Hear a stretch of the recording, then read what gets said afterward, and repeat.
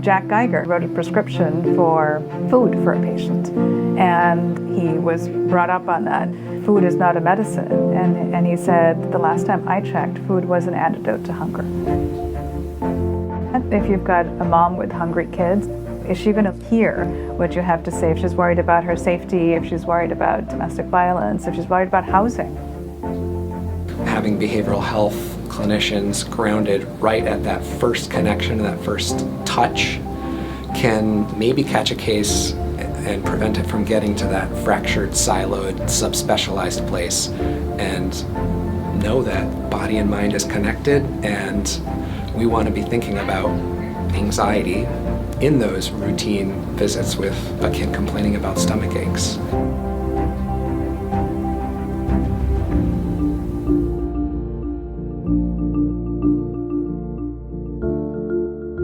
But you really can do a check-in if they're so worried about housing and the food.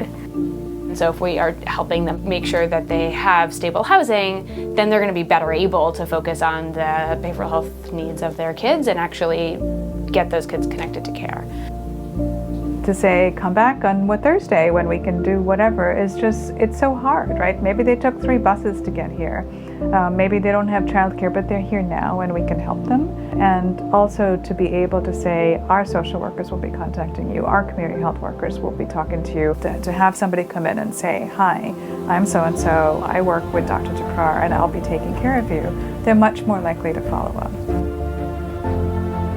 Maybe therapy doesn't start instantly, but I call the school and find out who's the school supports, or I bring in the community health worker and find out what's going on with their IEP, or make other referrals. So it starts a cascade of events, and we all know our role and we all know who does what. It starts a process.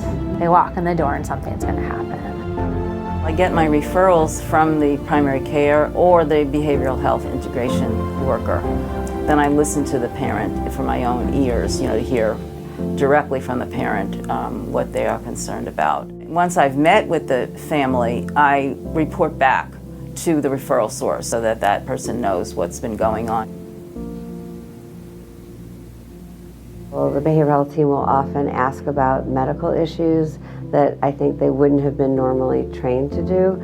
And on the other hand, I think that when a kid comes in with chronic headaches or stomach aches or school refusal, there's a clear understanding that mood, anxiety, stresses at home impact how a kid is feeling, even if they don't acknowledge that they're sad or depressed or come in with an emotional complaint.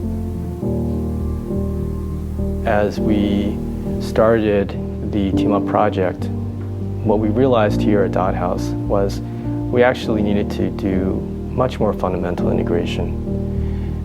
And we brought together the behavioral health providers and team that care for patients who are in the pediatric department with the pediatric primary care team members. And we meet together as one team.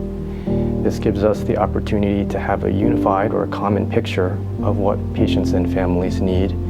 That level of integration is really what was needed to respond to the immense challenges, rapid challenges that were presented by the COVID pandemic, but is probably what we really do continue to need as we think about patients and try to serve patients as a whole person.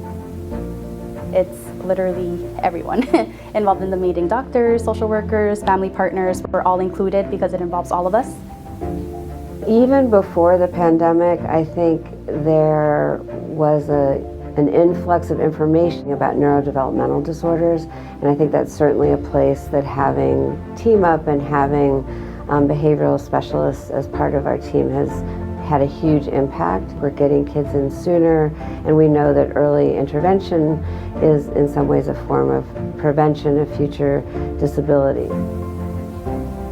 With the pandemic, we had to really change our frame. All the kids were really suffering, both because they had no social contact, they didn't have the construct of school, parents weren't able to work, and what we're still seeing is major difficulties in kids transitioning back to school, relearning how to be social, and some of the kids are now, even though they're back at school, still feel the sense of emptiness and of loss. One of the things that's happened during the pandemic is because the need is so great and with high acuity and also just the number of people having a hard time, that every part of the system is taxed. The country is in a mental health crisis right now, and there's wait lists everywhere. But the way a health center works is, if you're in crisis, we see you. It was almost 2 years ago, exactly, that we went into pandemic mode. And over the course of a weekend, we were able to switch into pandemic operations. We switched from in-person to telehealth. We started our respiratory clinic.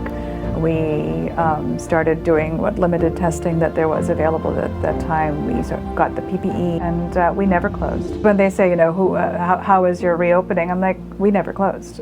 We didn't close for one day. We were always available to patients.